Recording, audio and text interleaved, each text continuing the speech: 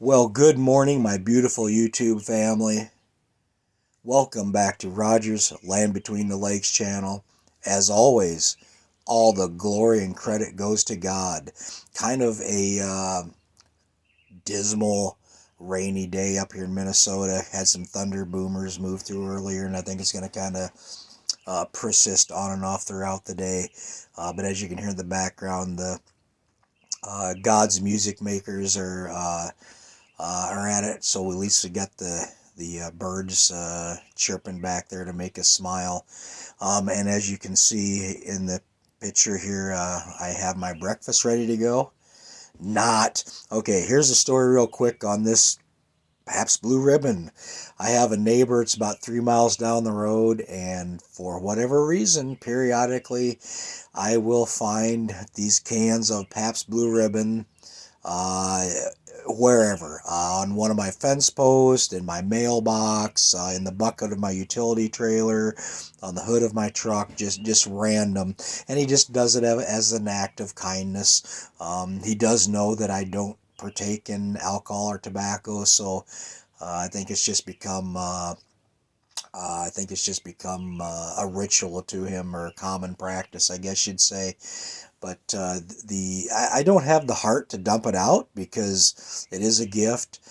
So the accumulating cans of Pabst Blue Ribbon beer are in my shop, and unfortunately, for whatever reason, there is not a lot of people, I think, that drinks this anymore. I don't have any family member or friends that do consume alcohol that will touch this stuff. Don't know why. I don't know if it's bad or cheap or what it is. I think it's been around a while. I remember as a child going to family events, the elders, walking around with a can of this. Not primarily this brand, but I do remember this logo being on the cans. So I think it's an older brew, so to speak. But anyway, my wife puts it in chilies and bread sometimes, and she makes fish batter out of it. Makes a real good fish batter. Excuse me. So, God, I hope that doesn't make me a liar, because. Um, now you got me thinking. But I think if it's cooked, all the alcohol is evaporated or boiled out of it, so to speak. So, because I do not consume alcohol for pleasure or intoxication reasons, directly from its original container. Let's put it that way. So, geez, hopefully that doesn't make me look bad. Anyway, this video is going to be about something that I came across while I was in southern Minnesota, down by the town of Forestville. And if you look it up, there's an abandoned ghost town. It's kind of sort of a tourist attraction. Um, it's one of the, I think there's like, I don't know, six or so actual abandoned ghost towns in Minnesota, and this is a fairly popular one. I mean, it isn't, you know, it doesn't get overrun in the summer or anything like that, but there are people that frequent it. I was just north of Forestville. There's a place I've been to a couple times before, but not this particular area. And I really wasn't out for any reason. I wasn't trying to find anything. Just kind of out beating the bush, so to speak. That's probably about an eighth mile off the road, where you can park. And I went in a direction that I normally don't go. Excuse me. And I come to an opening, and this will be on my community page in the picture and on the thumbnail in this video. But I come across this thing. I seen it a little bit before I got there, and I thought, oh, that's odd. There's a big brush pile back in here. I mean, why would that be so far off the road? There's no, absolutely no houses or, human inhabitants within this area. And as I got closer, I come to an old, and I'm talking old, probably 100 years old, a single wire metal fence. Okay, which I assume was, for boundary purposes, because, a single wire isn't going to, keep anything in, livestock wise. And maybe there was more buried underneath the ground. I don't know. But the odd thing is, about 10 feet farther in on this property, there was another single wire fence. Okay, so in other words, like what a prison does, minus the razor wire. There's two, an inner and outer fence. So maybe it was an old farmstead at one time, or even just a homestead, and they use this for some kind of, odd boundary, like, property lines. I don't know. But as I got closer and I studied what I thought was this brush pile, I noticed that, as you can see, there's rope going around it, and there's a post with like buckets tips upside down on it. And then I really started eyeballing this thing, and I believe what I have found is some kind of ritual or cult type area, where they're doing, I don't know what, if this is a religion. Leave in the comment if you think black magic, or things like this is actually considered a religion, but it's some kind of worshiping area. I'm almost positive. And what you can't see, or maybe you can if you blow the picture up and look close on the ground, because they're burnt completely flat, obviously. But there's about 50 candles, maybe more, around this area, that whoever has used for either ceremonial reasons or light at night. I don't know. But the real crazy thing is, scattered all over around this area are little bitty, and I was going to pick one up, and I thought, no, I'm not going to do it. I have my Lord and Savior and my faith as my shield, so I know nothing can enter me, that's the demonic, anything like that. But, I always like to take that extra precaution, so I thought, nah, I'm not going to do it, just in case it is, for ritual purposes. I mean, what would I do with it? Throw it away? I mean, once I've touched it, it's, I don't know. But anyway, little dolls, about 2 inches in height, and they were all kind of the same. I mean, some looked like they'd been painted, maybe, but they were spread out all over around in the grass. Really, really strange. And then I started looking at what I thought was the brush pile proper, or itself. And these were hand sawed, obviously, and they were put up in a fashion where it was methodical. In other words, somebody thought this out. I mean, these are pointed in certain directions, and in other words, and I should have shot a picture of the other side, because you can really tell where it's a uniform. It's done on purpose. And then there was bunches of flowers and stuff like that, old dried up dead flowers that were spread out within this area.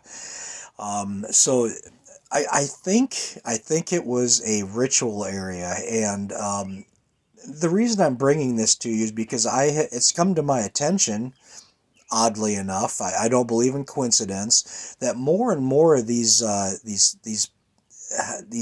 what do you call them, altars, or worship areas, are being found all over the United States. They're being found in buildings out in the middle of nowhere, like this one.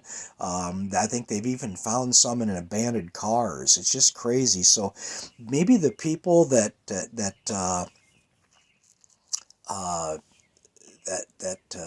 I don't know, study or are into this religion, if it's a religion, know something that's going on in society, and they're trying to ward it off. Or hopefully they're not trying to do this, but maybe they're trying to make it worse by conjuring up bad things. But this isn't coincidence. There's a reason why more and more and more of these are being found. And I think if you keep your eyes and ears open, you'll probably run across other, YouTubers and podcasters that might be mentioning these things as well. So, again, if you've heard of anything like this in your area, please let me know. I know it doesn't have anything to do with the Inhumanoid side of things, which I like to stick with, but I think it's, I don't want to say it's becoming a phenomenon, but it's becoming more prevalent, and I'm willing to travel. If you happen to know something as of recent of one of these places being found out in the middle of nowhere, I'd be willing to travel to your state and even meet up with you um, to investigate this a little bit more. I think it should be checked into um, safely at a distance. You have to do something like this. In my opinion, you have to have the Lord and Savior in your heart. You have to be saved to be protected. Um, just carrying a Bible around or having a cross around your neck isn't going to cut it. You have to be forever internally a Christian to be protected from this type of thing. So I don't suggest you go out yourselves and do it unless you're what I mentioned just a second ago. But I don't know. I just have an uneasy feeling about why these are all popping up. And when you're out there and you run across something like this, I didn't feel sick or any form of dread or anything like that. When you're out there, you do feel like you're being watched, but that's just a natural human instinct, I believe. 99% positive, there wasn't anybody out there with me. I didn't see any signs of any kind of Inhumanoids or anything like that.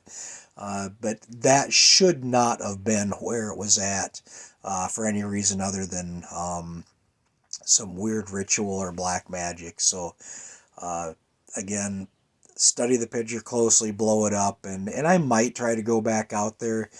It kind of depends on how. I listen to my gut. I believe that God speaks to us that way. It speaks to us through our